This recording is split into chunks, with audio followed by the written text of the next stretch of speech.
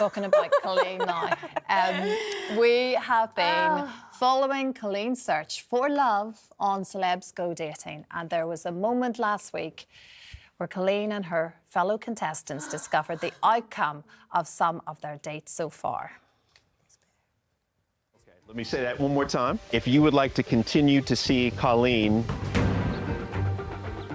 please stand up right now.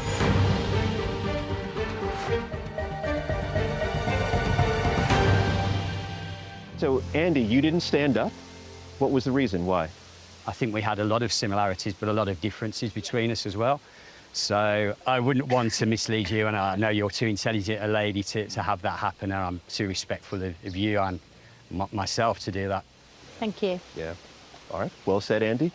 So, Steve, we have to go to you. Why did you not stand up? Let's hope he's got 2 broken legs. Well, he will have when the loose women get hold of him. Me and Coleen, from the start, was an absolute hit emotionally.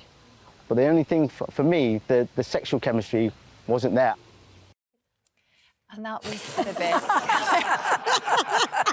You're all heartless. We're so into it. We're so into it. We are into, and you know what? Right, that's really tough. And you'd prepped us, didn't you? You'd said, no, you'd said to us, "Oh my gosh, you've got to watch this because," and we are able to obviously have a laugh about it now. We get it, but just hearing someone say those words, it's tough enough someone saying it when it's just the two of you in a room, never mind being surrounded by all of those people, and then us watching it on telly. Were you... And playing it over. And playing it over and over and over. You know, just... Cheers. Absolutely.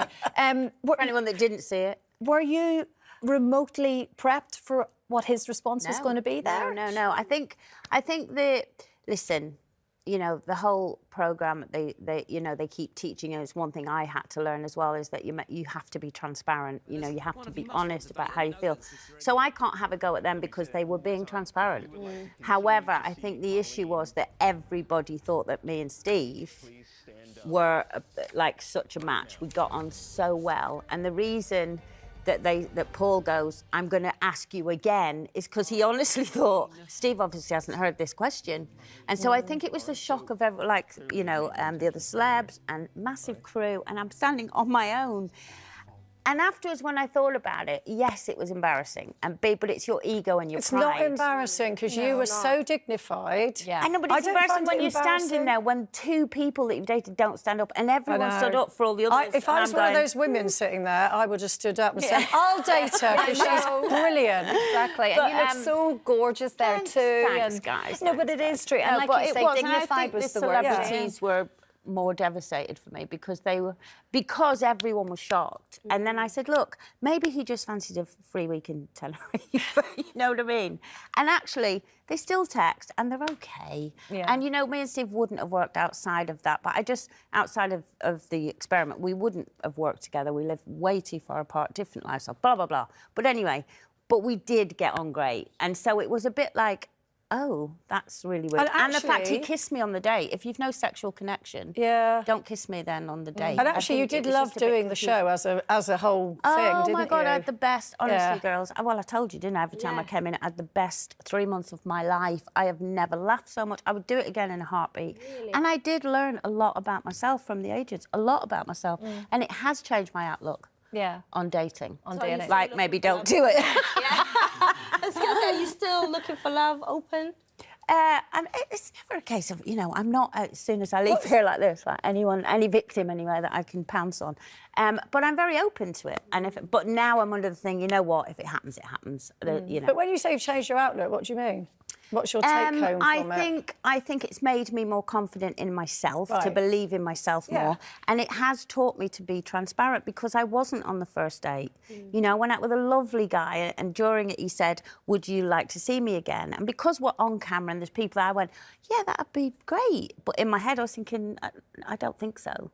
And they were saying that's not fair on him. But my attitude to that was, I don't want to hurt someone. Yeah, which is why you're cool about Steve doing it to you, I guess. Yeah, I actually prefer it that way rather Yeah, than yeah. me having to choose. That's awful. Yeah, well, doing anything like that where you know you're hurting It's just someone two of face them, to you know, face. where you go, come on, guys. Like, one of you could have stood up for a laugh. Just you reacted beautifully afterwards, and I think in your little speech afterwards that we also saw on the show, you say dignified you, and that's what it was. And actually, you're always self-deprecating and funny about everything, but we know you're like the biggest soft-hearted person on the face of the planet, and you came across really genuine there. You were, you know, it wasn't a nice moment. It was really hurtful. Yeah. But is that my pride? Is it the mature thing though to always do these sorts of conversations face to face? Not for me. If you ever want to do that again, a text is fine. Yeah. I spent hours getting ready for you to dump me.